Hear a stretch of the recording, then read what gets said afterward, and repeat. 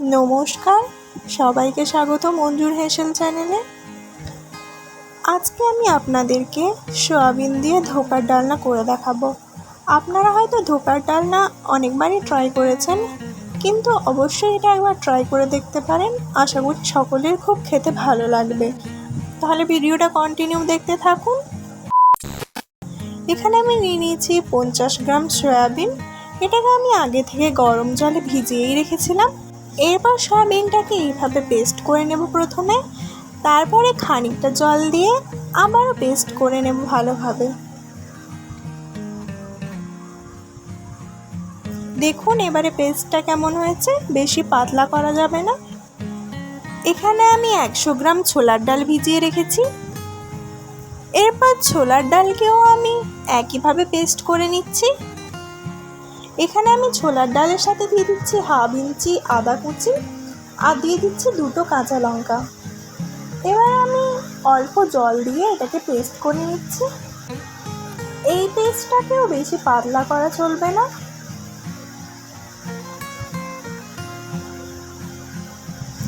এখানে আমি আরেকটা পেস্ট তৈরি করে নিয়েছি। তার জন্য আমি একটা গোটা টমেটো, হাফ ইঞ্চি আদা, 2টো কাঁচা লঙ্কা, কাজু আর 4 মগজ নিয়ে নিয়েছিলাম। এখানে আমি আরেকটি থালাতে সামান্য সাদা তেল দিয়ে দিচ্ছি। এরপর সাদা তেলটা ভালোভাবে থালায় মাখিয়ে নিতে হবে। এটা কি হবে আপনারা কিছুক্ষণ পরে দেখতে পাবেন। এখানে আমি গ্যাসে কড়াই বসিয়ে দিয়েছি। এবার কড়াইতে দিয়ে দিচ্ছি সর্ষের তেল। এখানে আমি এভারেস্টের হিং ইউজ করছি।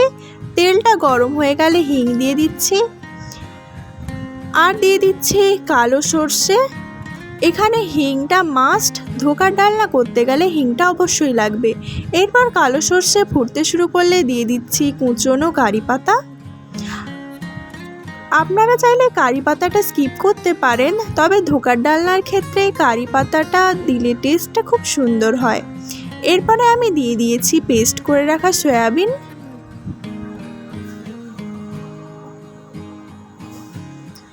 এখন আমি ওয়েট করব সয়াবিনের জলটা ড্রাই হয়ে যাওয়ার জন্য।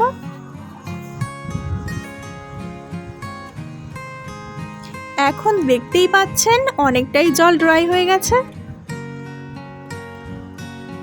এরপর আমি যে ছোলার ডালটা পেস্ট করে রেখেছিলাম ওটাকেও দিয়ে দিচ্ছি।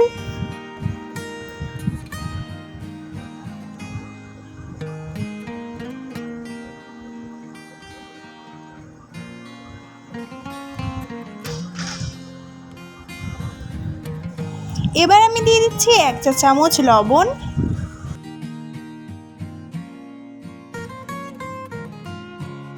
আর দিয়ে দিচ্ছি হাফ চা চামচ হলুদ গুঁড়ো। এরপরে দিচ্ছি জিরে গুঁড়ো আর দিয়ে দিচ্ছি ধনে গুঁড়ো। এরপর ডাল পেস্ট করে রাখা বাটি ধোয়া জলটা দিয়ে দিচ্ছি। এখন গ্যাসটা মিডিয়াম টু লো ফ্লেমে রেখে কন্টিনিউ নাড়তে হবে, তা না হলে এটি কড়াইতে বসে গিয়ে পুড়ে যেতে পারে।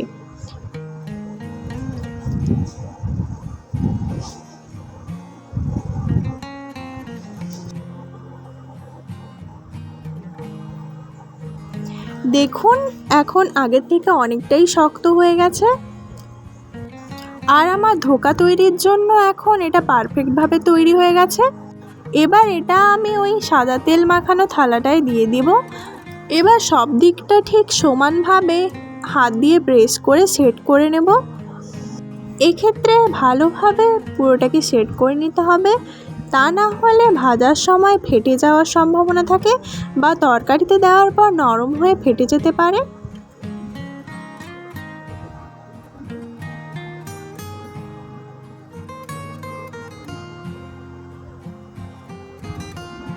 সাইডগুলোকেও ভালোভাবে আমি সমান করে নেব।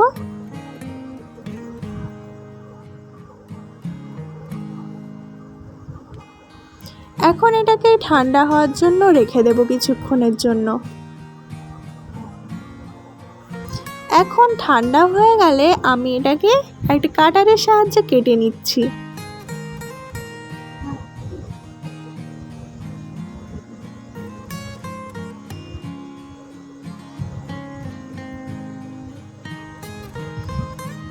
আমি এটাকে বরফির সাইজে কেটে নেব। আপনারা চাইলে এটা স্কোয়ার সাইজেও কেটে নিতে পারেন, তবে বরফির সাইজে কেটে নিলে দেখতে খুব সুন্দর হয়।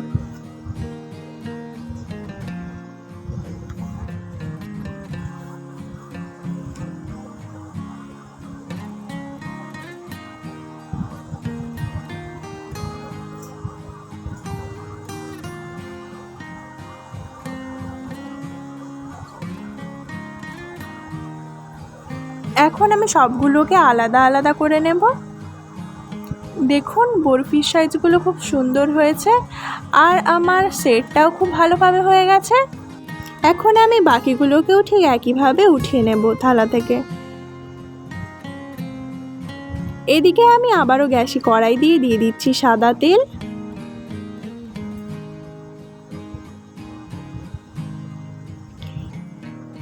এরপর তেল গরম হয়ে গেলে আমি কেটে রাখা ধোকাগুলোকে ভেজে নিচ্ছি। ভালোভাবে তেল গরম হলে তবেই আমি ধোকাগুলো ছাড়ছি, তা না হলে কড়াই বসে যাওয়ার সম্ভাবনা থাকে। ভাজার সময় গ্যাসের ফ্লেমটা আমি মিডিয়ামেই রাখছি। এবার আস্তে আস্তে আমি ধোকাগুলোকে উল্টে নিচ্ছি।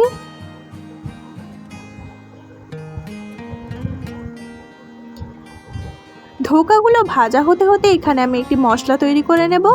তার জন্য নিয়ে নিচ্ছে 1 চা চামচ কাশ্মীরি রেড চিলি পাউডার, নিয়ে নিচ্ছে 1/2 চা চামচ হলুদ গুঁড়ো, আর দিয়ে দিচ্ছি 1/2 চা চামচ গোলমরিচ গুঁড়ো, দিয়ে দিচ্ছি 1/2 চা চামচ ধনে গুঁড়ো, আর দিয়ে দিচ্ছি 1/2 চা চামচ জিরে গুঁড়ো। এরপর অল্প জল দিয়ে এটাকে ভালোভাবে মিক্সড করে নেব।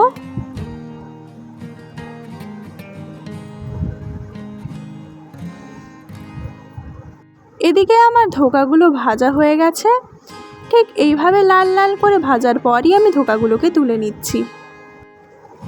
এক্ষেত্রে একটা কথা বলে রাখি, আপনারা ধোকাগুলো শুধু তরকারির জন্য না বানিয়েও স্টোর করে কিছুদিন রেখে দিতে পারেন। এখানে আমি বাকি ধোকাগুলোকেও ভেজে নিচ্ছি।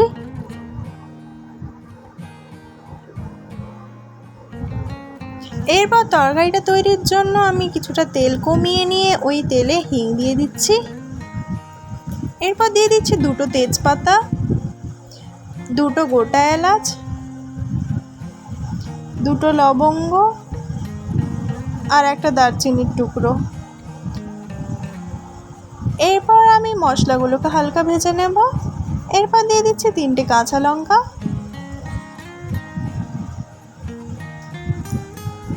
এরপর যে পেস্টটা করে রেখেছিলাম ওই পেস্টটা দিয়ে দিচ্ছি।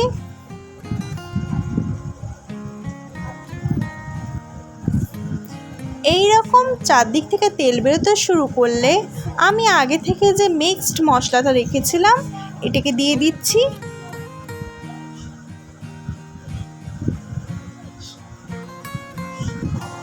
এরপর আমি ওই মশলা ধোয়া জল দিয়ে দিচ্ছি। এবার আমি সব কিছুকে ভালোভাবে কষিয়ে নেব।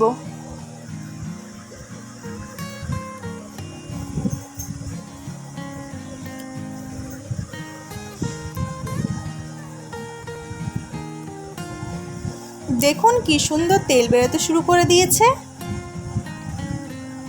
আর কালারটাও খুব সুন্দর হয়েছে।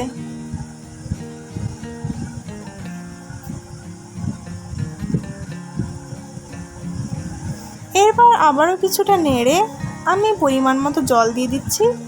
ধোকার ডালনার ক্ষেত্রে জলটা কম ইউজ করলেই ভালো হয়।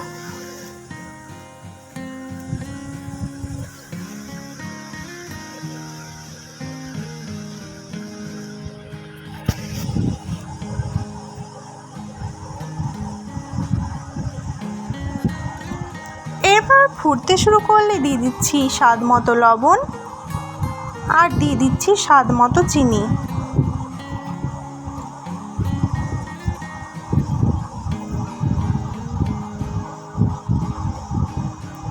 ব্যাস, এবার আমি ধোকাগুলোকে দিয়ে দিচ্ছি।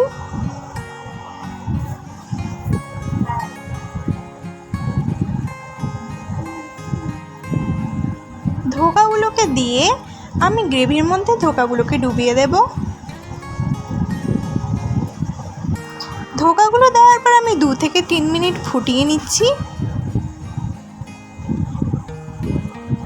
এখন অলমোস্ট রেসিপিটা তৈরি হয়ে গেছে। শুধু ওপর থেকে গরম মশলার গুঁড়ো আর 1 চা চামচ ঘি ছড়িয়ে দিলেই ব্যাস তৈরি। এখন শুধু সার্ভ করাটাই বাকি আছে। এবার আমি গরম গরম সার্ভ করে দেব। আপনারাও অবশ্যই একবার এই রেসিপিটা ট্রাই করতে পারেন। আর কেমন হয়েছে অবশ্যই কমেন্ট করে জানাবেন। আর ভিডিওটি ভালো লেগে থাকলে লাইক আর শেয়ার করে দেবেন।